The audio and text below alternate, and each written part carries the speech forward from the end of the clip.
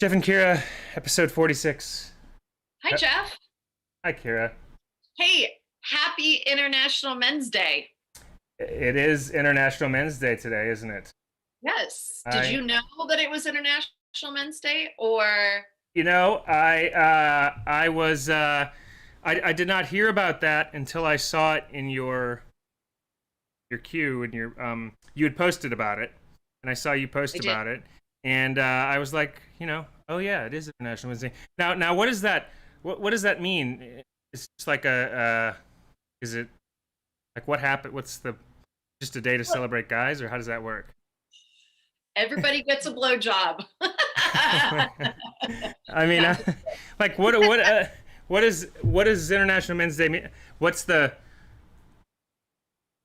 who created it, and what is that about, or how does it come about? yeah, so really there's a National Women's Day, so of course there's a International Men's Day, and it's just about bringing awareness of men's health, whether that's mental or socially, physically, all of that kind of stuff. So it's kind of bringing that awareness, very similar to Movember, Hmm. where you grow out your beard in support of getting prostate exams and all of that kind of thing. So it's just like a heightened awareness of like, hey, thank you guys for being, the strong pillars of society that you and all of the stress that you guys are under, and giving support to the men in our lives, and thanking them for being who they are. Because, and for me, every day is, Men's Day. So, I'm constantly pushing to bring a little bit more awareness as to the stresses that men go through, and the support that they need from an emotional standpoint. Yeah, yeah. That's really great. Um, so when is Women's International Women's Day comparatively? That I think it's in March, if I remember correctly. I have to look it up again. Let me see Women's Day. Yeah, I think it's March 8th. they should just do them like back to back. Like I know. have the one day on a Monday and the next on the Tuesday, and then I know, like right?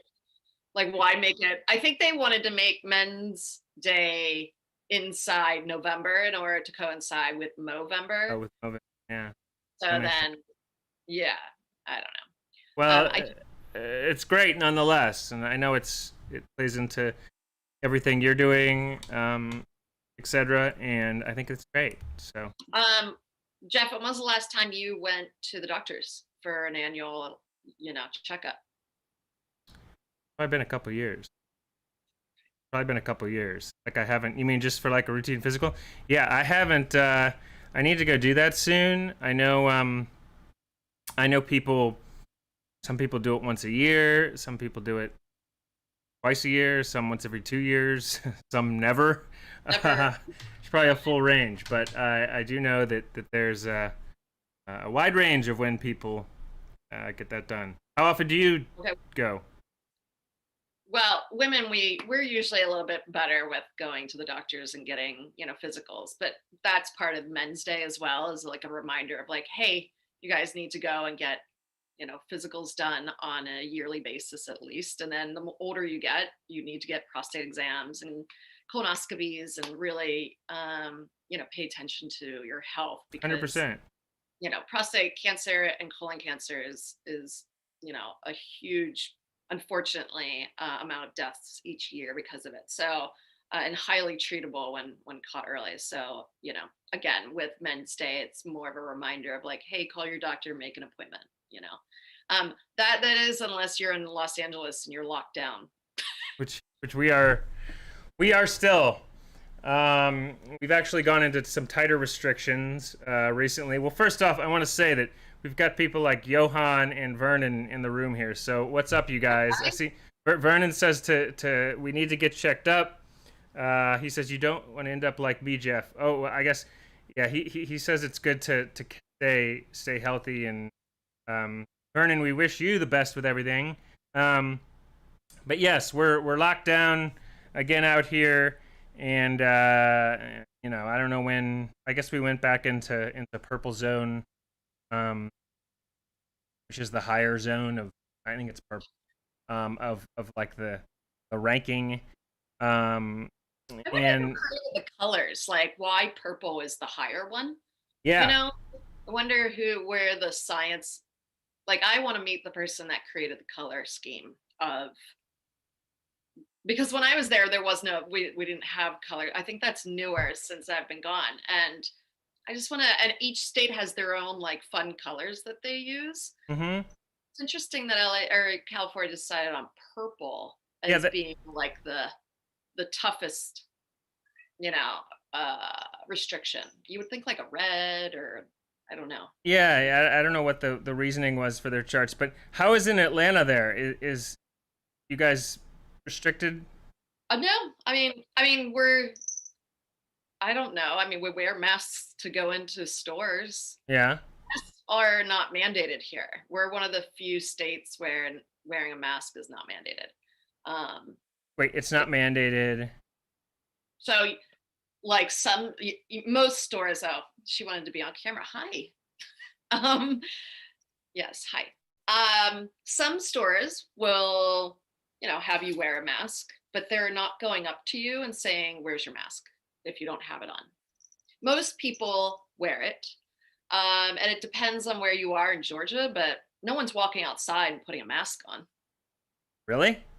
No, like I walk Wow. my dogs without a mask. That would be really weird here if you're walking around wearing a mask. Are you Just serious? It'd be yeah. really weird here if you're walking around without wearing it. No, you would get mauled Yeah. there. People would freak out. Here, I've never. You don't walk down the street wearing a mask here. You just don't. That's just not. And you're allowed to be in stores without. It's advised that you should wear one, but you can be there without one. Is what you're saying? But it depends on the store. Some store, but they have to have a sign saying like we require masks. But I've been to the grocery stores where there was like women who decided not to wear a mask, but nobody was throwing them out. It's kind of like Nothing I don't like know. that is happening in California. It's I, nothing. It's a different world here. I Like know. we're. Well, hopefully this next, I asked the question on Twitter. I'm like, I don't mean it in a shitty way. I mean, like, what is going on there? Yeah. As to why it needs to go back into a stronger restriction. And I didn't realize I forgot about the celebrations of the Lakers winning and the Dodgers, and people are saying that contributed to it dramatically because a lot of the people that were celebrating out in the streets weren't wearing masks, and they feel, and I don't know how accurate any of this is. This is coming from people that I know that obviously live in LA, but it just is peculiar that the cases are exploding there constantly. It I just mean, is like, yeah.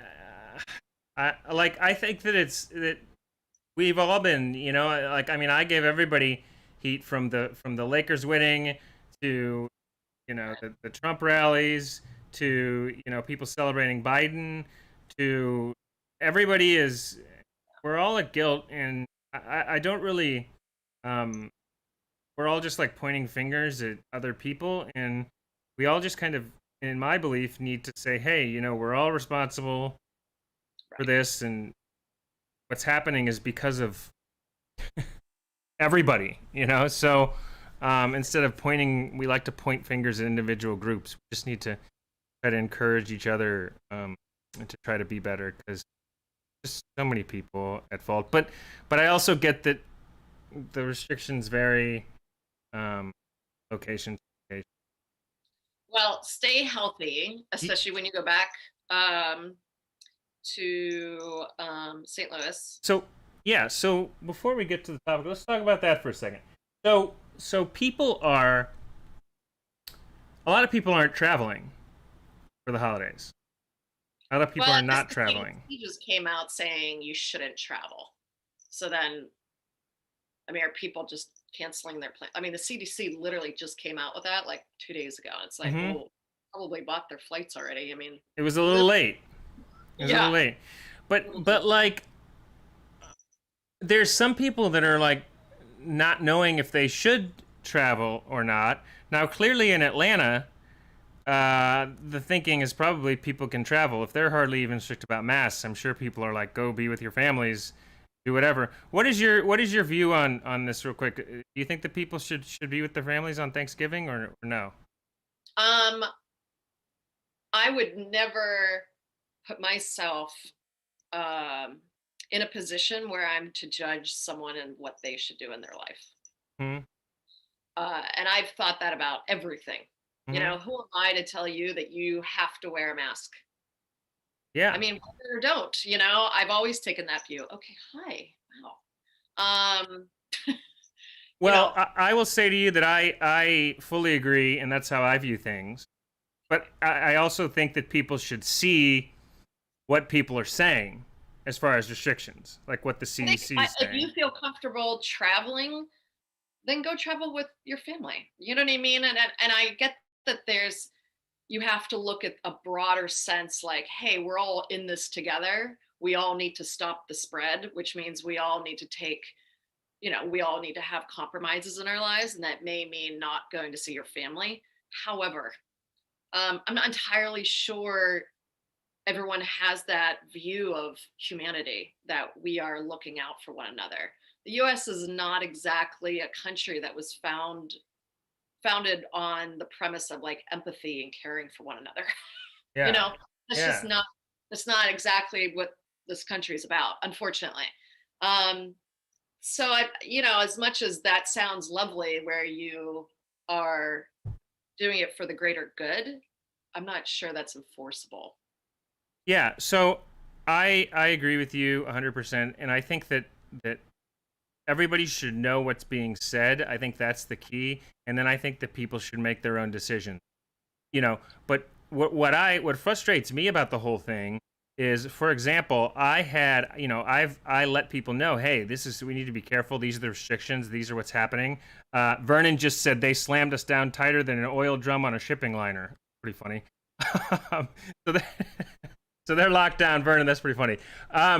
But then I had a friend, because I'm going to St. Louis for Thanksgiving. I had a friend come after me, and he's like, "Well, you're telling people about stuff about they should be careful with their family and they should stay home and everything." And I'm like, "Yes, I'm telling people that. Yes, I'm letting people know that they're saying that. Like, I'm relaying the information, you Right. know. But just because I let people know, hey, this is what's being said, like that doesn't say anything about like what I'm doing. I'm just letting you know what's being said.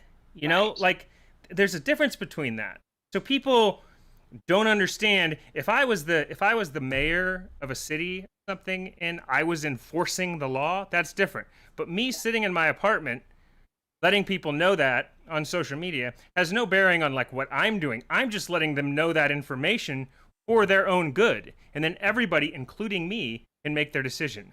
But I'm telling you, like, if you let people know that information, people will come after you just because you let people know that information, as if like they assume that like that's what you're doing, that you're like terrified and do this and do that. Like, no, I'm letting people know the information and then I'm going to make my decision. But it's amazing how much people, you know hold people responsible for things just because they're letting people know information. you know Right. do you know Yeah, what I'm you're saying you're there? you're more of like an information share. You're like a spreader, Yes. not this is my opinion and this is what you should do. If you want to know my opinion, I'll tell you. Every day of the week, I'll tell you which is what I just said. Um, yes, I'm letting people know because a lot of people don't get this information. They never even Well, see it. and I think no, that's because they either have tuned out, Yeah, all of it because it's just noise at this point. yeah. Um, what I'm seeing is that the fear based thinking is coming back again, if it hadn't left, before. But there's this talk of like, okay, second wave's gonna be horrible. Get ready. And I'm like, I just don't know. I don't know about that. I You don't know. know either. The best we can do is everybody can look at the information and then make decisions for themselves. I mean, are we not all individuals with our own brains and our own lives? I mean, at that point, it's like, That's how I view it.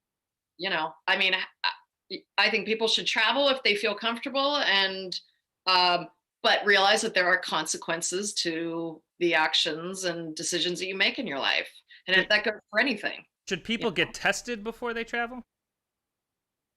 My problem with testing, There's a lot of holes in it. Like, yeah, I guess I don't understand it. So like, let's say I'm staying in town yeah, because I just don't feel like, I don't know, I'm just staying in town. Um, let's say I was going out of town and I went to go get the test. Let's say I'm leaving tomorrow. I got the test 2 days ago. It came back, or 3 days ago, or whatever. It came back that I'm negative. I'm negative that day. That doesn't necessarily mean I'm negative the minute I get on the plane 3 or 4 days later. yeah, And I could catch it while I'm on the plane or in the airport. right, So you would have to test every day. right. That's I- that's what I was it telling my doesn't mom make any today. Right. sense to me. Like I hear people doing that as like, well, I can go to this party because I got tested like a couple days ago. I'm like, well, were you then staying in your closet the whole, like between when you got tested and when you got the results to when you went to the event? You know what I mean? Like, how do you know you don't have COVID in between the test and the event itself? Like putting your finger over like a leaky faucet. You know, like the water's still gonna get out a Yeah, little bit here and it's there. really bizarre. And so I think the testing is ridiculous, to be honest. Like, well, I'm going to test before I get on a plane. It's like, what if you catch it on the plane? I don't know. I think it's each to their own with it. I've never actually had the test. I haven't really needed to get it. I've had it like 12 times. Or I mean, seven. I Yeah. don't, I don't want I'll get it if I have to, but at this point, I I don't. mean, I've gotten it for work. Really. Right. Um, but yeah, okay, yeah, that's interesting. So I don't know. It'll be interesting to see how that plays out. Let's move into our topic today. So we wanted to talk. Oh, and we want to talk about AI, but before we jump into that, it sounds like everybody pretty much. There's people commenting. I know Kira doesn't see these because we have it on one end right now, but Vernon's basically he thinks people should be with their families. Or Lee Miller thinks people should be with their families. Vernon agrees. Some people are saying they don't think the tests work. Um, some people think if your test is negative, then you don't need to be tested again. I don't know about that. A range of opinions on that topic. So just reading. But what's up, Lee, Vernon, Johan, whoever else is here? Anyway, moving into the topic, I think that um, we wanted to talk about AI today, and we've touched on it, several months or more ago. We've kind of touched on this topic before, but it's the topic of how much AI is playing into influencing us, and now that we've got this crazy year with election and COVID, how AI still could be influencing us, and what kind of an impact that's having, and what are your thoughts on it? How much of an impact it's having? So I just got a cat tail in my face. Yeah, this is Kira's cat. If you're watching the video version of this, some people will be listening. Her cat is alive and well. Today. She's usually not. So let's see. This is Storm. Storm, say hi to everyone. This is Storm. She's so Storm is Kira's what would you call it? Your technical advisor there. Helping Kira out. Yes. Amongst my other zoo, I've got my other cat and my two dogs. So it's, a little madhouse-ish. A whole family of pets. Got them all there. She's got everywhere. Tell them hello for me. I will. I know you miss them terribly. Yes. So, AI is actually interesting. And there's a lot of coming out in terms of do we give equal rights to AI, and robots whenever they come out. Yesterday it came out, or I think it was today, that Facebook's AI is now catching 95% of any of the trolling or the hate speech going on. And it's like, well, why wasn't that included before? Like, why are you now just tuning the algorithm or the AI to find the hate speech? Why wasn't it doing? Yeah. But I think there's a lot of emphasis and people worry, especially the EU. Oh, the EU is like super, super scared of AI and putting all of these parameters around it.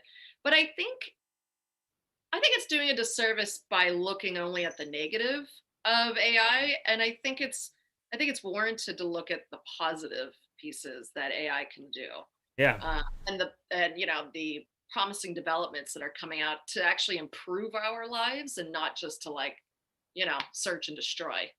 Well, Um, Vernon says that AI is the most dangerous virus ever created. So some people are not for it. I I agree in that I think that there are positives and negatives to it, for sure. I mean, Yeah, I would argue that fear is actually the single most deadliest virus there is in the human race. yeah, But fear. I would agree. Well, I remember a tweet from Elon Musk that said fear is the real mind killer. Something, you oh, know. sure. I Yeah. thought was really, it reminds me of that. But yeah, yes, I think that fear is a big part of it. But I was watching. Okay, so we have all these algorithms now. We have like Twitter algorithm. There's Google, Yeah. and I was thinking about Google, and when you type in something for a search, it obviously records that, like records it digitally, like there's what's being searched for, and so the more you search, the more Google kind of brings up what's present, like what is the most searched for, like what's getting the most clicks. Right. So if Google's surface, so some people are like, AI is now running the show, that like AI is controlling humans in these algorithms.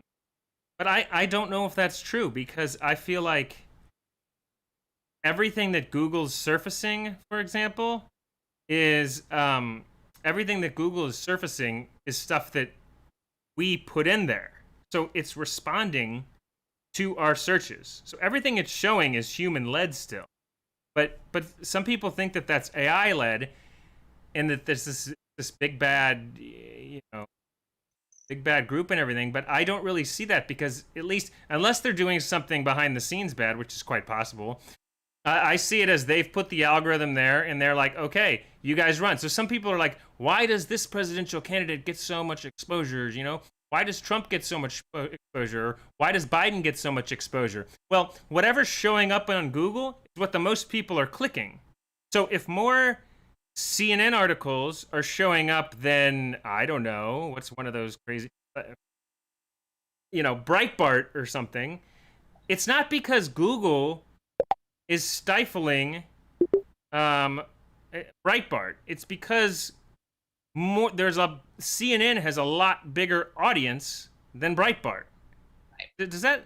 But a lot of people don't. So it's just what we're clicking on. Google and their AI is not trying to push one publication out.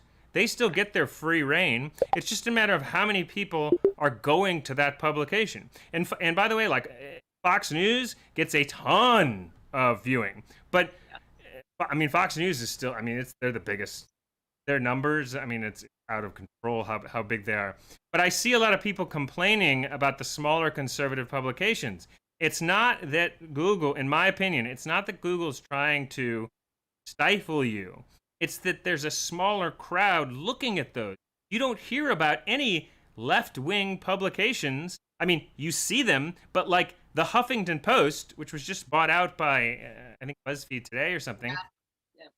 they're not getting what CNN's getting. Like Right. the Huffington Post compared to CNN, they're just not. So you can't expect the post millennial to get what Fox News is getting. And so it feels like paranoia to me, people saying that Google's involved there. No, they're just letting the algorithm go based on the humans.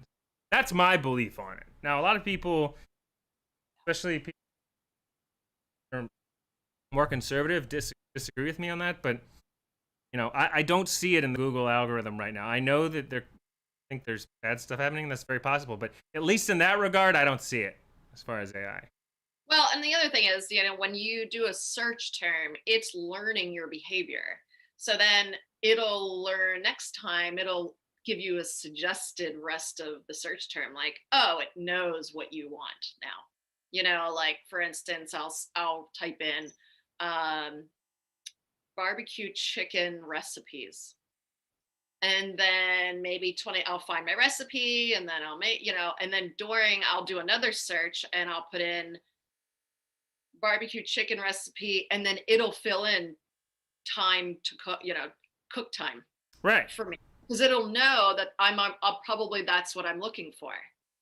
You know what I mean? It's a suggested. That's where AI and the learning machine comes into play, where it's learning your behaviors and what you're searching for. But that's again coming based off you. Correct, and it's what it's trying to do is make it easier to find things in a faster way. Yeah. Instead of having to type in the whole thing, it's learning what you probably want, and it's usually quite accurate. Yeah. And then it'll direct you. The faster you're able to get the information, the more you're glued into using the search. You know what I mean? That's the whole purpose, really. Lee Miller says AI will become so intelligent it will become self-reliant. I don't know. It's interesting. I was reading an article about Elon Musk and how he has a division, Neuralink, and it's implanting a flexible hair-thin thread that connects the human brain to AI systems that can operate phones and computers. Yep. At that point, who's running what? Is it the AI that's been implanted into your brain that's self-reliant, or are you still in control? That's tricky.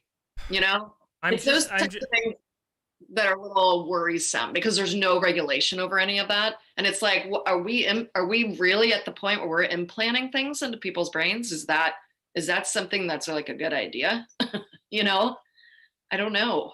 Well, it never made sense to me growing up. I was always like, like tests and stuff, trying to understand how, when I needed the information, I'm like, why do I need to learn this? Get it online. Right. Why is, like, I can go to Google, or I can go to, that wasn't around, but you could go to like AOL and look it up. So what that's doing is, instead of me going to my computer and needing something, or my iPhone, we'll be able to like have it on our brain to go to. Because this is already, we're already like, it's like here, but it's just not like attached yet. I'll give it, I think that's for sure coming. That's Neuralink. Neuralink's gonna be like, the phone is going into your neck. Right. So what do you think about that? You're worrisome about that? I don't think it's the best idea in the whole wide world. I think there's, I think not having regulations over things can always lead to some interesting territory where people explore all kinds of things that they can create. But should it be created is my question, The other piece of this that's really interesting, and I think we forget as a first world country, that almost half the world's population does not have the internet yet. Yeah. Think about that. Are you serious? Yeah, almost half doesn't have access to the internet. So I think we need to probably solve that first, because inherently you will have bias then. Mm-hmm. If you cannot have an equal serving of people that are able to use, the AI services, or the anything that's created, you're inherently creating a bias then. I think we need to first probably solve an infrastructure problem that we have as it pertains to access to the internet, just globally. And not having full on countries that don't, and people that lack all any digital skill, I think is a problematic way before we start thinking about implanting, you know, things into people's heads. Because then we're going to have these half AI, half humans walking around. Some people who don't even have access to computer electricity, correct. much less. Well, right. So then it's like, all right, are we getting ahead of ourselves and maybe not thinking from a humanity global perspective? And that was what, when Google was doing the balloon things, they were trying to get the internet out to remote areas years ago. And it worked. It's just, I think there needs to be a little bit more emphasis on like a global initiative to get, if that's what we're, wanting the internet access to everyone so that it's an equal, and it's not serving one part of humanity and not the other. I think that's And that's where it comes, it kind of comes down to the whole title of the show today is, if you're trying to better use AI to better society, then you need to actually provide the resources to everyone at that point, yeah. So that it's equal, equally just distributed and recognized in all cultures, And how do you think we get to that? How do you think that? I mean, I think that needs to be an infrastructure issue in terms of how to get access to these, subcultures and that don't have the internet. Mm-hmm. I think we don't even think about that because we use the internet so much and we're TikToking and like whatever else, but like there's just basic things that we still need to accomplish before we start putting robots on like the earth. Yeah, no, I think so. I think that's true.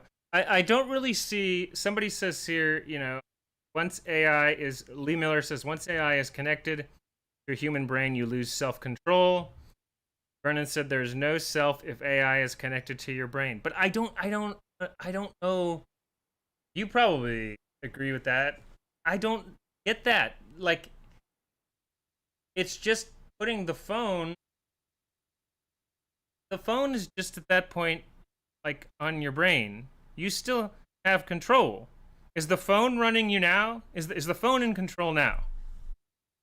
Well, no, I think the concern is you're taking, so in the case of Elon Musk's, Right? subdivision company that he's creating, it's a thread-like device that is implanted in the brain.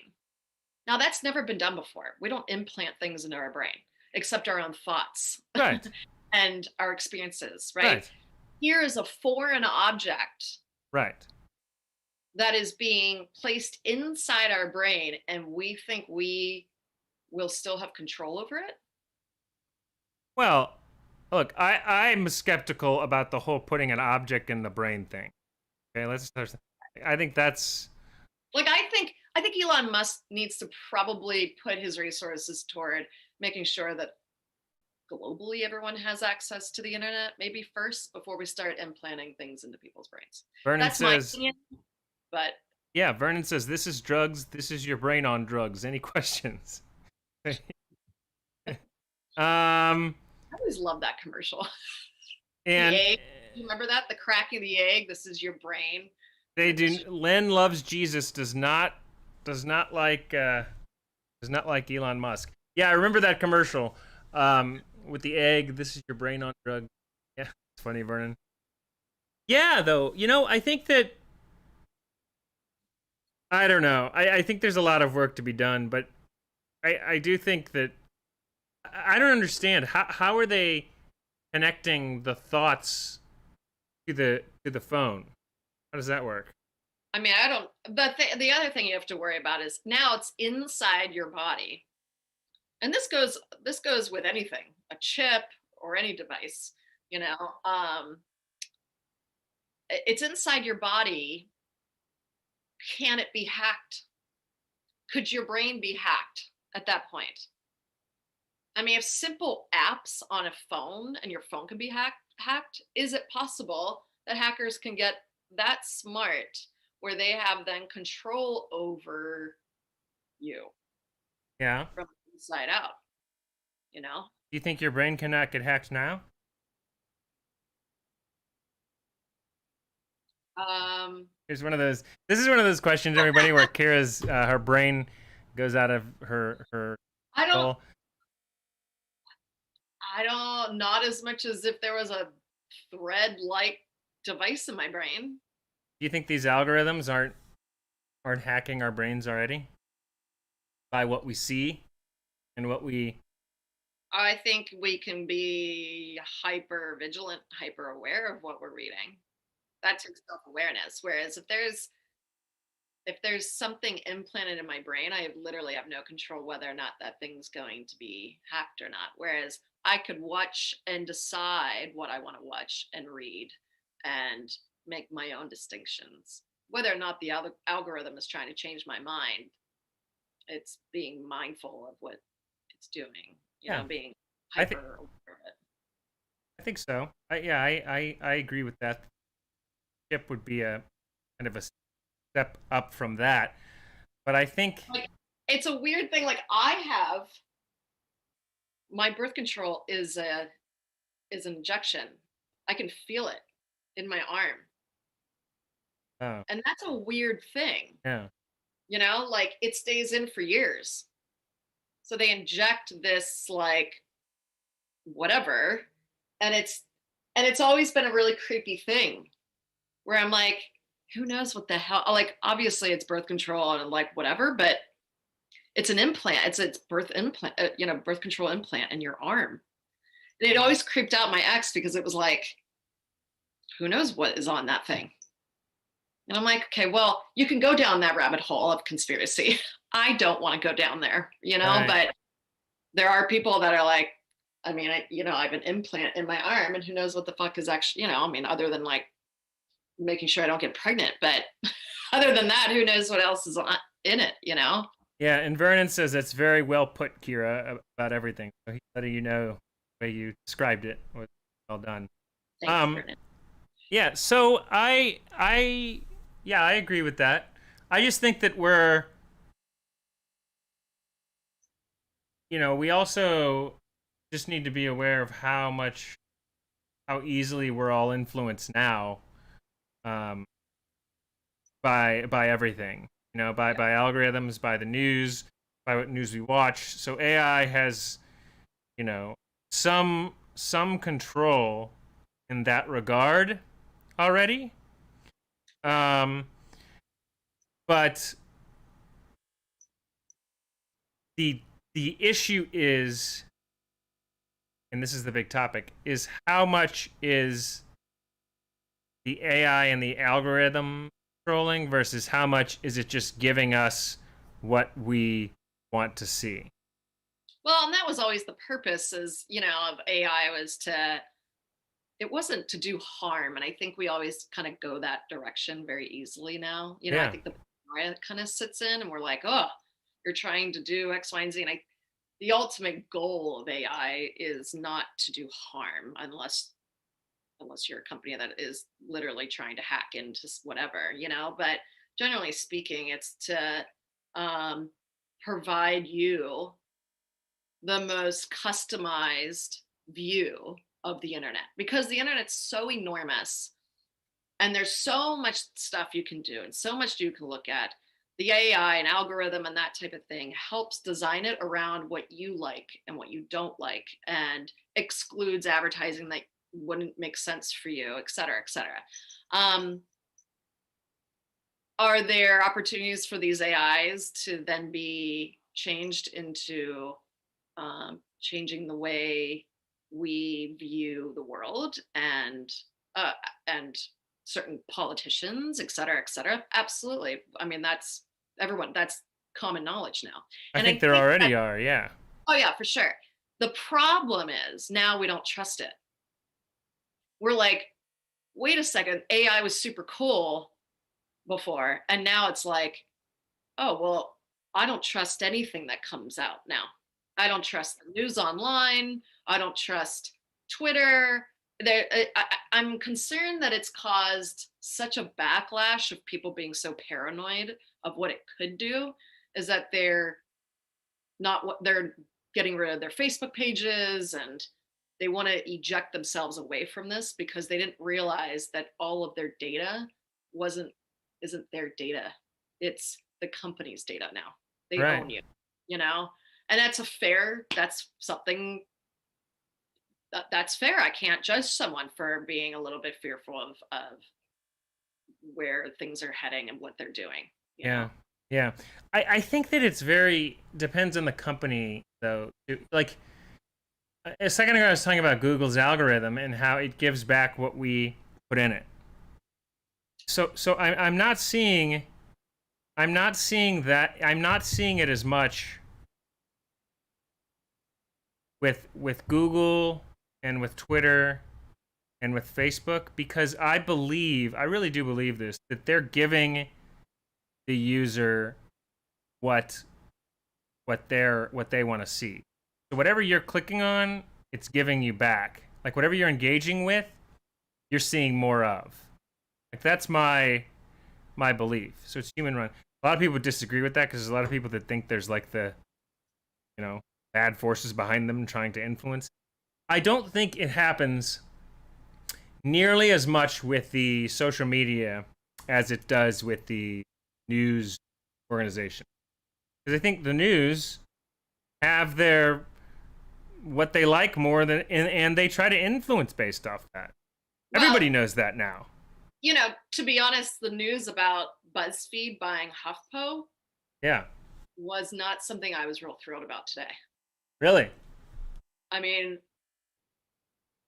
HuffPo was I'm concerned about the conglomerate, type of stuff that's going on, the consolidation of of News. news, Hmm? like BuzzFeed. But BuzzFeed is they make hilarious memes, and like I'm not entirely sure I would put them in the same category as a HuffPo, whether There. or not you read Huffington Post or not. But the premise of a entertainment type of company to buy a news outlet is a little disturbing. And that's where I get concerned about AI in terms of the algorithm of what will be fed then, you know? And How so? because, will BuzzFeed keep on Huffington Post writers and this, they're gonna combine it and make it into whatever BuzzFeed's, realm is. It's a little concerning of, how does the algorithm work for BuzzFeed? Will they put Which that algorithm? BuzzFeed, You mean just their? like their systems and operations Yeah. will take over Huffington Post's operations. Yes. So their algorithm is going to be different Sure. than Huffington Post, right? It's going to be So all what BuzzFeed was. Yeah. correct. Is that good or bad? I mean, You I know, think that you know. will the reporting change based upon what BuzzFeed leans toward? Yes. 100%. That's concerning. Well, maybe the two news companies kind of get along, and they said, let's hash into fun. I don't want a voice. I don't know. I have a problem when and I get, people are going to come out and be like, well, CNN's owned by so and so, and I get that, all of that.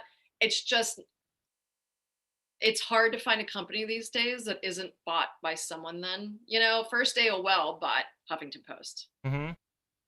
and for like 335 million or whatever. And then now it's being bought again, and it's like, how many hands have been in the pot now? Yeah. And that's just one example.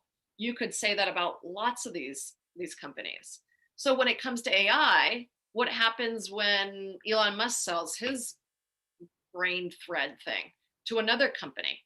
TikTok, that's China, was created in China, and then who knows what's going on with, who's owning it right now or operating it. That's going to switch hands. Yeah. Who's in charge of like regulations of some sort? Is there a new privacy policy we all have to read again based upon like, oh wait, you're now collecting different data points.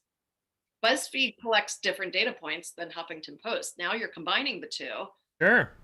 So what, I gotta have to agree to certain things now. You know what I mean? There's a reason why we get emails. I get it constantly of like companies updating their privacy policies. They have to send it out by law. Who reads them? No Yeah. one.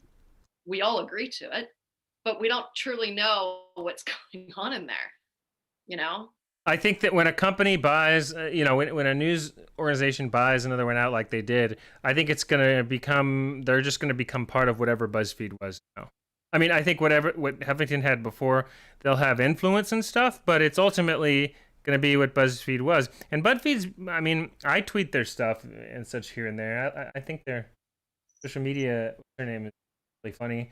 They're making a voice for themselves as news, but we just have to remember that each news has a point of view in and of themselves, Right. and then Twitter's the kind of the mass producer of all of the different news from the different organizations.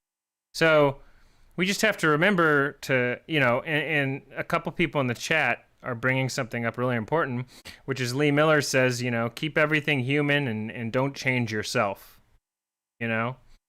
And Vernon says, yeah, it goes both ways, Geoff. I believe it is really dangerous no matter how you look at it. We need to be much less dependent on outside forces to run who we are. And I think that's, years ago before the internet was created, I'm sure when this was being developed and there was rumors of like, well, what if we could have some kind of online or whatever, there was fear, around all of that, fear around social media.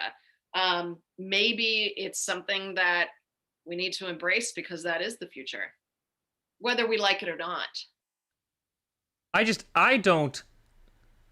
I look at all the organization, like what everybody's saying on all these, and I just read and see what they're all saying, and I'm just sitting there like, I don't know, like, but everybody's like concerned. Everybody wants to have, everybody needs like everybody's looking for certainty. Right. Everybody wants to have the answer. Yeah. They want to know that person is crazy and I'm not crazy. So I'm picking this person. I'm going with this news organization because they're not crazy. Right. But the other people with the other group think that those people are crazy. So I don't know who's crazy. So I just think you're all crazy. It's like I can't figure out. It doesn't even make any sense to me. That's like my view on it, because I can't figure it out, because everybody's saying different things, and it's like BuzzFeed is saying something different from, I don't know, what's another news organization from there's 100 of them, there's all these small, big, and everybody has a different point of view on everything. Right. So I think you've got to kind of, not you, but I think everybody, we have to try to get more comfortable with kind of not knowing about something, not knowing the answer to something, because maybe I learned this in acting or something. I don't know. We're all very, we're flawed, there's a lot of flaws.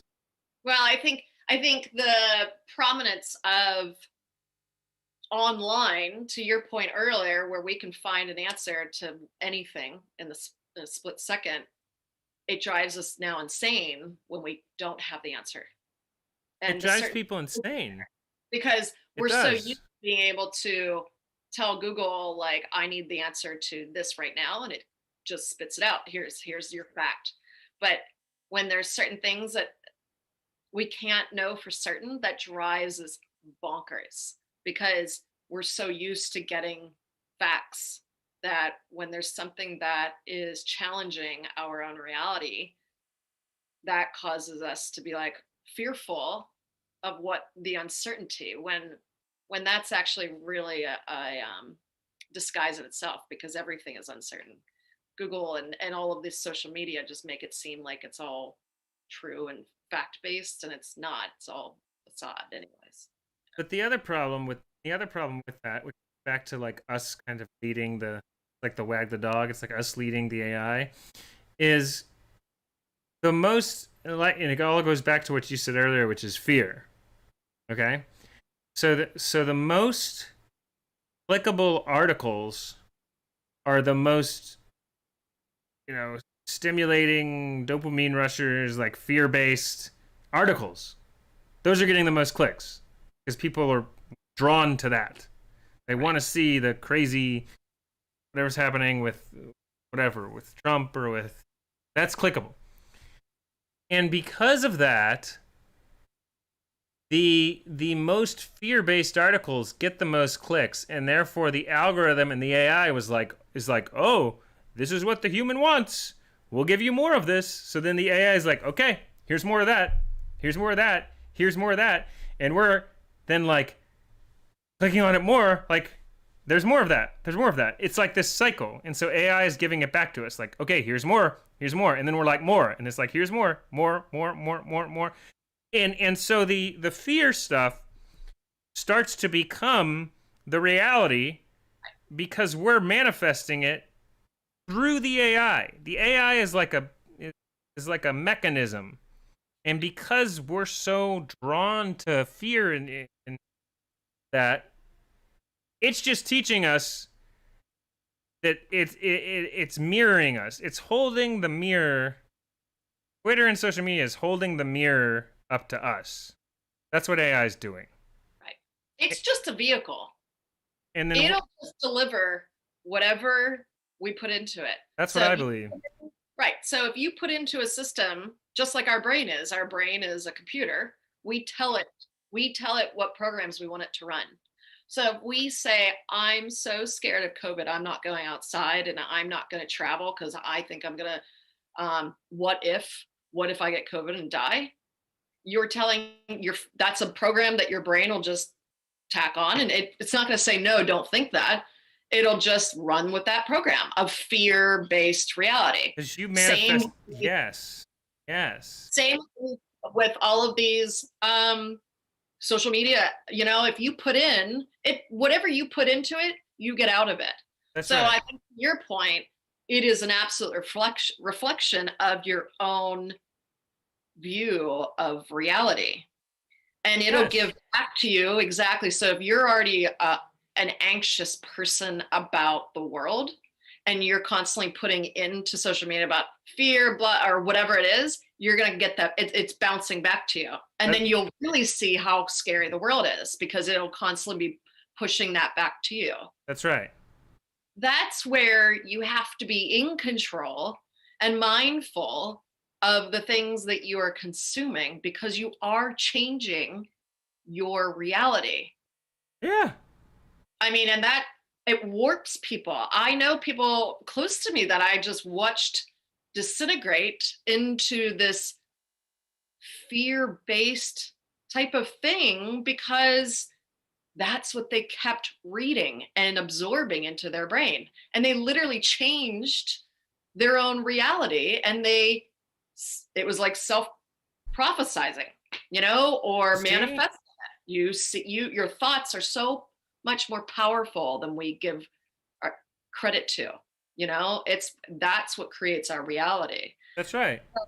It's a scary thing when you're not hyper aware of the things that you're absorbing, and that's why and most people aren't. I think that's like a good rule of thumb that we all need to be way more mindful and way more conscious of what the people we're around, the people, the things that we read online, the amount of time that we're online, the movies we watch. I mean, you have to be very mindful of every interaction that you have with the world because it's changing your reality, and whether or not that's what you want or not, that's how it is. I agree. No, I think so, and I think that. I mean, that's what I believe. It's holding a mirror up, and people get caught in silos of what they're reading, and that's why I also tend to post a wide range of things because I'm trying to help show people that there's other things happening. That there's a wide range of things happening, you know. And I also believe that the AI itself is did you ever see this is kind of funny. Did you ever see Ghostbusters 2? I adore Ghostbusters, so I could probably recite that every movie. So the slime in Ghostbusters 2 was Slimer. basically AI. Like the slime was AI.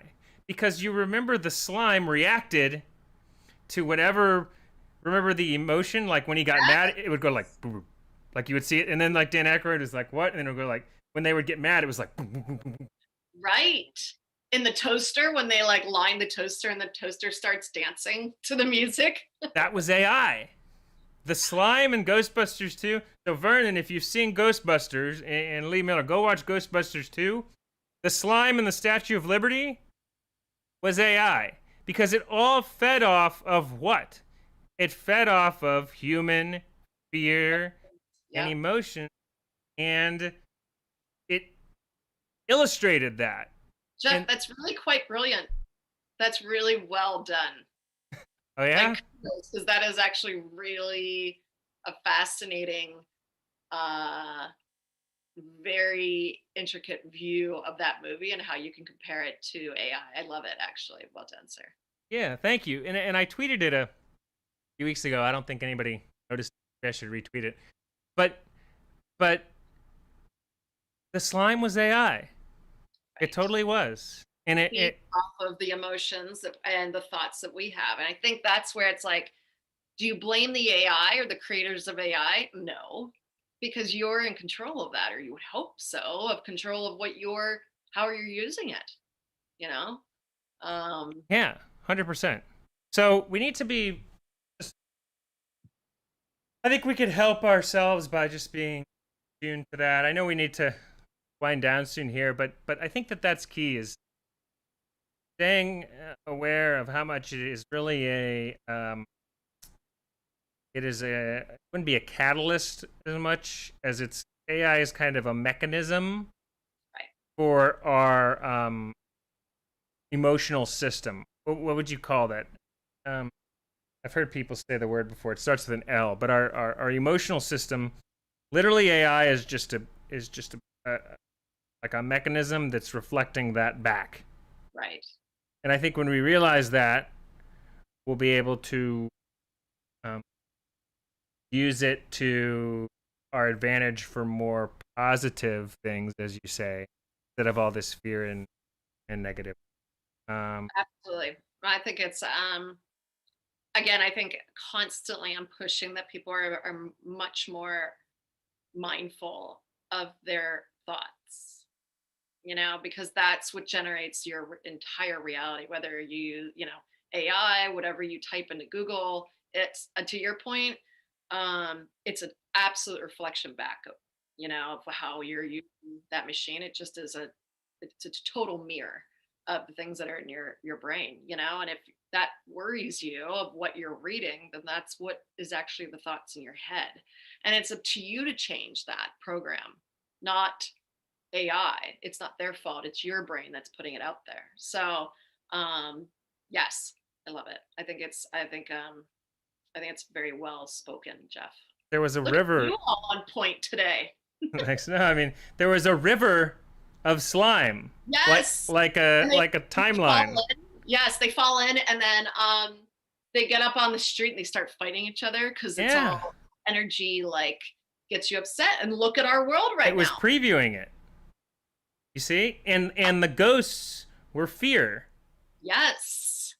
I love it. It's almost, I wonder, Geoff, if you could, how people use The Simpsons as like, oh, they're constantly, able to prophesize from like the 90s, and you're like, Trump is president and all of this stuff that's like, people love using The Simpsons as like a good example. I wonder if you could use Ghostbusters as a looking, you know, forward or in the present day, even though it was created back in, you know, the Yeah, 90s, 80s, it, right? Yeah, it was a preview of it. it's very interesting. I like that. Thanks. I just kind of thinking about that. Okay, maybe It is a really great metaphor.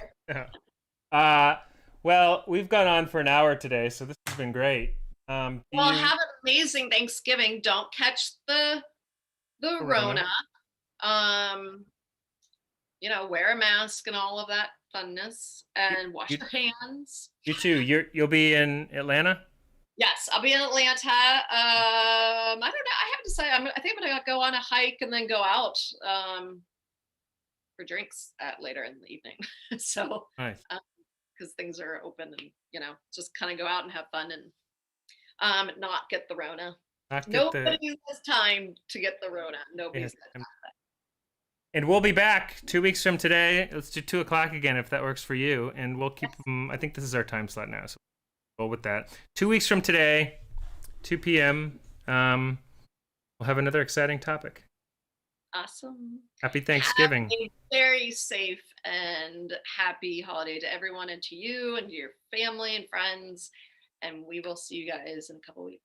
Vernon, Lee, see you guys soon. Thank you, Vernon, for he liked my slime metaphor. Thank you so much. Stay safe, you guys. Vernon, Lee, everybody else who's in here, Johan, and here at Geoff and Kira Live, where the future and the future is Geoff and Kira Live. Kira, see you in 2 weeks. Bye, guys. Out.